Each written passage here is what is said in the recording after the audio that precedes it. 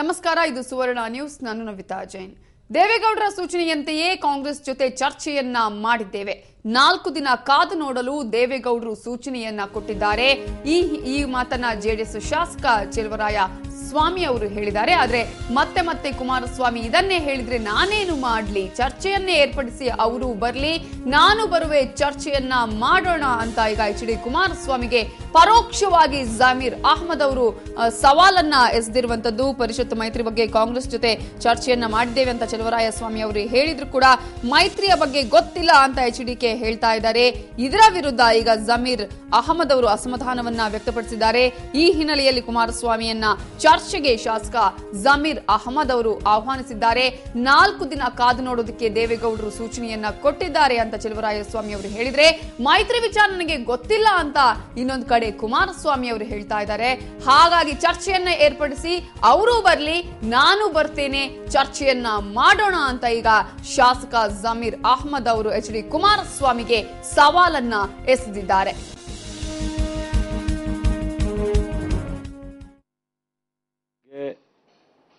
ದೇವೇಗೌಡರು ಸೂಚನೆಯಂತೆ ನಮ್ಮ ಜಮೀರ್ ಅಹ್ಮದ್ ಖಾನ್ ಅವರು ಮುಖ್ಯಮಂತ್ರಿಗಳ ಜೊತೆ ಮತ್ತು ದಿಗ್ವಿಜಯ್ ಸಿಂಗ್ ಜೊತೆ ಕಾಂಗ್ರೆಸ್ ಅಧ್ಯಕ್ಷರಾದಂಥ ಪರಮೇಶ್ ಜೊತೆ ಮಾತನಾಡಿದ್ದಾರೆ. ನಮ್ಮ ಶಾಸಕಾಂಗ ಸಭೆಯಲ್ಲೂ ಸಹ ಇದ್ರ ಚರ್ಚೆ ಆಗಿತ್ತು. ಇದು ಮತ್ತೆ ರಾಹುಲ್ ಗಾಂಧಿಯವರು ನೆನೆ ಬಂದಿದ್ದಾರೆ. ಅವ್ರು ಏನು ಮಾತನಾಡ್ಕೊಂಡಿದ್ದಾರೋ ಅದು ನಮಗೆ ಗಮನಕ್ಕೆ ಬಂದಿಲ್ಲ.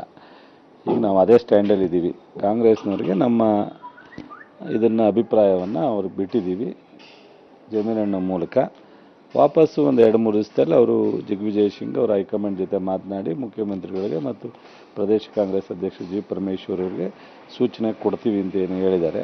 ಅದಕ್ಕೆ ವೆಯ್ಟ್ ಮಾಡ್ತೀವಿ ಒಂದು 3-4 ದಿವಸ.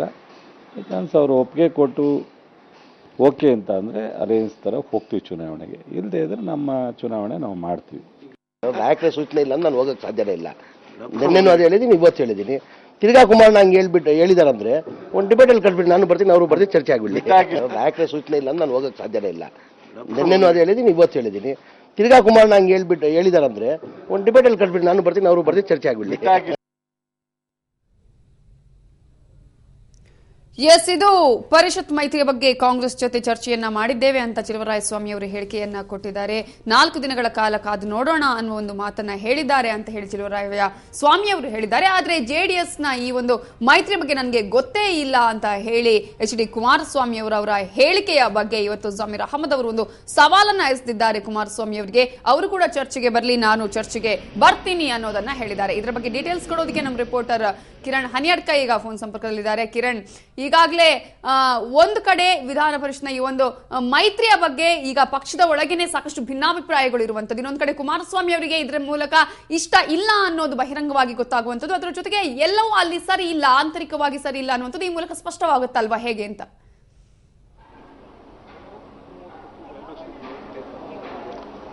ಖಂಡಿತವಾಗಿಯೂ ಕೂಡ ನವಿತಾ, ಯಾಕಂದ್ರೆ ನಿನ್ನೆಯಷ್ಟೇ ಕುಮಾರಸ್ವಾಮಿ ಅವರು ನೀಡಿದಂತ ಹೇಳಿಕೆ ಮತ್ತು ಜಮೀರ್ ಅಹ್ಮದ್ ಅವರು ನೀಡಿದಂತ ಹೇಳಿಕೆ, ಇದನ್ನು ಎರಡನ್ನೂ ಕೂಡ ಇವತ್ತು ರಾಷ್ಟ್ರೀಯ ಅಧ್ಯಕ್ಷ ದೇವೇಗೌಡರು ನೀಡಿದಂತ ಹೇಳಿಕೆ, ಎರಡು ಅವರಿಬ್ಬರ ಹೇಳಿಕೆಗಳಿಗೆ ಸಂಬಂಧಪಟ್ಟಂತೆ ಇಲ್ಲಿ ದೇವೇಗೌಡರು ಇವತ್ತು ಈ ನೀಡಿರುವಂತಹ ಹೇಳಿಕೆಯಲ್ಲಿ ನಿನ್ನೆ ಕುಮಾರಸ್ವಾಮಿ ಮತ್ತು ಜಮೀರ್ ಅಹ್ಮದ್ ಅವರು ಕೊಟ್ಟಿರುವಂತಹ ಪ್ರತಿ ಹೇಳಿಕೆಗಳಿಂದ ಆಗಿರುವಂತಹ ಡ್ಯಾಮೇಜ್ ಅನ್ನ ಕಂಟ್ರೋಲ್ ಮಾಡುವಂತಹ ಪ್ರಯತ್ನವನ್ನು ಇವತ್ತು ದೇವೇಗೌಡರು ಮಾಡಿದ್ದಾರೆ. ನಿನ್ನೆ ಕುಮಾರಸ್ವಾಮಿ ಅವರು ನೀಡಿದಂತ ಹೇಳಿಕೆಗೆ ಇವತ್ತು ಜಮೀರ್ ಅಹ್ಮದ್ ದೇವೇಗೌಡರನ್ನ ಭೇಟಿ ಮಾಡಿ ಅವರ ನಿವಾಸದಲ್ಲಿ ಕೊಟ್ಟಂತ ಹೇಳಿಕೆ, ನನ್ನ ಒಂದು ಭೇಟಿ ವಿಚಾರ ಏನು ಅಂದ್ರೆ ರಾಜ್ಯ ಕಾಂಗ್ರೆಸ್ ಉಸ್ತುವಾರಿ ಅವರನ್ನ ಭೇಟಿ ಮಾಡುವಂತ ಸಂದರ್ಭದಲ್ಲಿ ನಾನು ವರಿಷ್ಠರ ಗಮನಕ್ಕೆ ತಂದೆ ನಾನು ಹೋಗಿದ್ದೇನೆ, ಕೇವಲ ಶಾಸಕನಾಗಿ ನಾನು ನಿರ್ಧಾರವನ್ನು ತೆಗೆದುಕೊಂಡಿಲ್ಲ, ವರಿಷ್ಠರ ಗಮನಕ್ಕಿದ್ದೇ ಎಲ್ಲವನ್ನು ಮಾಡಿದ್ದೇನೆ ಅನ್ನೊಂದು ಹೇಳಿಕೆಯನ್ನು ಕೊಡುವ ಮೂಲಕ ಕುಮಾರಸ್ವಾಮಿ ಅವರು ಯಾಕೆ ಆ ರೀತಿ ಹೇಳಿಕೆಯನ್ನು ಕೊಡ್ತಿದ್ದಾರೋ ನನಗೆ ಗೊತ್ತಿಲ್ಲ, ನಾನು ಬಹಿರಂಗ ಚರ್ಚೆಗೆ ಸಿದ್ಧ ಅನ್ನೊಂದು ಸವಾಲಿನ ರೀತಿಯನ್ನು ಹೇಳಿಕೆಯನ್ನು ಜಮೀರ್ ಅಹ್ಮದ್ ಕೊಟ್ಟಿರುವಂತದ್ದು. ಹೀಗಾಗಿ ಇಲ್ಲಿ ಜಮೀರ್ ಅಹ್ಮದ್ ಅವರು ಕೊಟ್ಟಿರುವಂತಹ ಹೇಳಿಕೆ ಏನಿದೆ, ಇದು ರಾಜ್ಯ ಕಾಂಗ್ರೆಸ್ ಉಸ್ತುವಾರಿ ಅವರನ್ನ ಭೇಟಿ ಮಾಡುವಂತಹ ಸಂದರ್ಭದಲ್ಲಿ ಕುಮಾರಸ್ವಾಮಿ ಅವರ ಗಮನಕ್ಕೆ ಇರಲಿಲ್ಲ ಅನ್ನೋ ಕಾರಣಕ್ಕಾಗಿ ಕುಮಾರಸ್ವಾಮಿ ಅವರು ಅಸಮಾಧಾನಗೊಂಡಿದ್ದಾರೆ ಅನ್ನೋದು ಈಗಿರುವಂತಹ ಮಾಹಿತಿ. ಹಾಗಾಗಿ ಕುಮಾರಸ್ವಾಮಿ ಅವರು ಬಹಿರಂಗವಾಗಿ ತಮ್ಮ ಅಸಮಾಧಾನವನ್ನು ವ್ಯಕ್ತಪಡಿಸಿರುವಂತದ್ದು.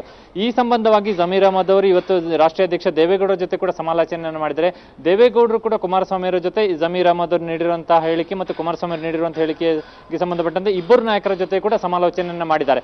ಹೀಗಾಗಿ ಇವತ್ತು ದೇವೇಗೌಡರು ನಿನ್ನೆ ಇಬ್ಬರು ನೀಡಿದಂತಹ ಹೇಳಿಕೆ ಹಿನ್ನೆಲೆಯಲ್ಲಿ ಆಗಿರುವಂತಹ ಡ್ಯಾಮೇಜ್ ಅನ್ನು ಕಂಟ್ರೋಲ್ ಮಾಡುವಂತಹ ಪ್ರಯತ್ನವನ್ನು ಮಾಡಿದ್ದಾರೆ. ಕುಮಾರಸ್ವಾಮಿ ಅವರು ಕೊಟ್ಟಿರುವಂತಹ ಹೇಳಿಕೆ ಯಾವುದೇ ರೀತಿಯಲ್ಲೂ ಕೂಡ ಪಕ್ಷಕ್ಕೆ ಹಾನಿಕರವಾದಂಥದ್ದಲ್ಲ. ಅವರು ಅಸಮಾಧಾನವನ್ನು ಕೂಡ ವ್ಯಕ್ತಪಡಿಸಿಲ್ಲ, ತಮ್ಮ ಅಭಿಪ್ರಾಯವನ್ನಷ್ಟೇ ಹೇಳಿದ್ದಾರೆ ಅನ್ನೋ ಮಾತನ್ನ ದೇವೇಗೌಡರು ಹೇಳಿರುವಂಥದ್ದು. ಜೊತೆಯಲ್ಲಿ ಜಮೀರ್ ಅಹಮದ್ ಅವರು ದಿಗ್ವಿಜಯ್ ಸಿಂಗ್ ಅವರನ್ನ ಭೇಟಿ ಮಾಡುವಂತ ಸಂದರ್ಭದಲ್ಲಿ ನನ್ನ ಗಮನಕ್ಕೆ ಆ ಮಾಹಿತಿಯನ್ನು ತಂದಿದ್ರು ಅನ್ನೋ ಮಾತನ್ನ ಹೇಳಿದ್ದಾರೆ. ಹೀಗಾಗಿ ನಿನ್ನೆ ಹೇಳಿಕೆಯಿಂದ ಈ ಪಕ್ಷದೊಳಗೆ ಅಸಮಾಧಾನ ಇದೆ ಅನ್ನೋದು ಭಾಸವಾಗಿದ್ರು ಕೂಡ ಇವತ್ತು ದೇವೇಗೌಡರು ಅಂತಹ ಯಾವುದೇ ಬೆಳವಣಿಗೆ ಇಲ್ಲ ಅನ್ನೋದನ್ನ ಹೇಳಿ ತೋರಿಸುವಂತಹ ಪ್ರಯತ್ನವನ್ನ ಮಾಡಿದ್ದಾರೆ. ನವಿತಾ, ಎಸ್, ಆದ್ರೆ ಜಮೀರ್ ಅಹಮದ್ ಅವರ ಒಂದು ಹೇಳಿಕೆ, ಅವ್ರ ಬೇಕಾದ್ರೆ ಬಹಿರಂಗವಾಗಿ ಚರ್ಚೆಗೆ ಬರಲಿ, ನಾವು ಚರ್ಚೆ ಮಾಡೋಣ, ನಾನು ಬರ್ತೀನಿ, ಅವ್ರು ಬರ್ತೀನಿ ಅನ್ನುವಂತಹ ಒಂದು ಹೇಳಿಕೆ ಮುಂದೆ ಏನಾಗುವಂತಹ ಸಾಧ್ಯತೆಗಳು ಇದೆ ಈ ಪಕ್ಷದಲ್ಲಿ ಅಂತ?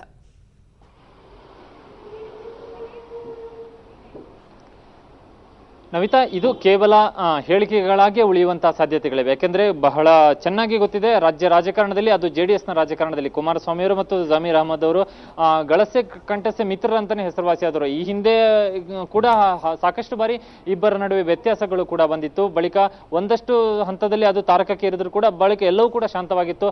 ಈ ಹಿಂದೆ ಯಾವ ರೀತಿಯ ಒಂದು ಅವರ ನಡುವೆ ಸ್ನೇಹವಿತ್ತು ಅದೇ ರೀತಿಯ ಸ್ನೇಹ ಮತ್ತೆ ಮುಂದುವರಿತು. ಈಗ ನಿನ್ನೆ ಕೇವಲ ಒಂದು ದಿನಕ್ಕೆ ಜಮೀರ್ ಅಹಮದ್ ಮತ್ತು ಕುಮಾರಸ್ವಾಮಿ ಅವರ ಮಧ್ಯೆ ಒಂದು ಭಿನ್ನಾಭಿಪ್ರಾಯದ ರೀತಿಯಲ್ಲಿ ವ್ಯತ್ಯಾಸದ ರೀತಿಯಲ್ಲಿ ಹೇಳಿಕೆಗಳು ಹೊರಬಿದ್ರು ಕೂಡ ಅಂತಿಮವಾಗಿ ಇದು ದೇವೇಗೌಡರ ಮುಂದೆ ಈ ಹೇಳಿಕೆಗಳ ವಿಚಾರ ಹೋಗುತ್ತೆ. ಅಲ್ಲಿ ದೇವೇಗೌಡರು ಇಬ್ಬರು ನಾಯಕರನ್ನು ಕೂಡ ಕರೆದು ಮಾತನಾಡುವಂತಹ ಪ್ರಯತ್ನವನ್ನ ಮಾಡ್ತಾರೆ. ಪಕ್ಷ ಮುಂದಿನ ದಿನಗಳಲ್ಲಿ 2 ವಿಧಾನ ಪರಿಷತ್ ಚುನಾವಣೆಗಳು ಹಾಗೂ ತಾಲೂಕು ಪಂಚಾಯತ್ ಸ್ಥಳೀಯ ಜಿಲ್ಲಾ ಪಂಚಾಯತ್ ಚುನಾವಣೆಗಳು ಇರುವಂತಹ ಹಿನ್ನೆಲೆಯಲ್ಲಿ ದೇವೇಗೌಡರ ಆ ಒಂದು ಹೇಳಿಕೆಗಳು ಯಾವುದೇ ರೀತಿಯಾದಂತಹ ವ್ಯತಿರಿಕ್ತವಾದಂತಹ ಪರಿಣಾಮ ಬೀರದಂತೆ ದೇವೇಗೌಡರು ಕೂಡ ಎಚ್ಚರಿಕೆಯನ್ನು ವಹಿಸ್ತಾರೆ. ಹೀಗಾಗಿ ಇವತ್ತು ಹೇಳಿಕೆಯನ್ನು ಕೊಟ್ಟಿದ್ರು ಕೂಡ ಈ ಮುಂದಿನ ದಿನಗಳಲ್ಲಿ ಅಂತ ಭವಿಷ್ಯದಲ್ಲಿ ಪರಿಣಾಮ ಬೀರುವಂತಹ ಯಾವುದೇ ಸಾಧ್ಯತೆಗಳು ಇಲ್ಲ. ಎಲ್ಲವೂ ಕೂಡ ಒಂದು ಹಂತದಲ್ಲಿ ಮುಗಿದು ಹೋಗುವಂತಹ ಸಾಧ್ಯತೆಗಳು ಕಾಣಿಸ್ತಾ ಇವೆ. Navitha, okay, thank you Kiran ಡೀಟೇಲ್ಸ್ಗೆ. ಮುಖ್ಯಮಂತ್ರಿ ಮಾಡುವಾಗ ನಮ್ಮ ರಾಜ್ಯ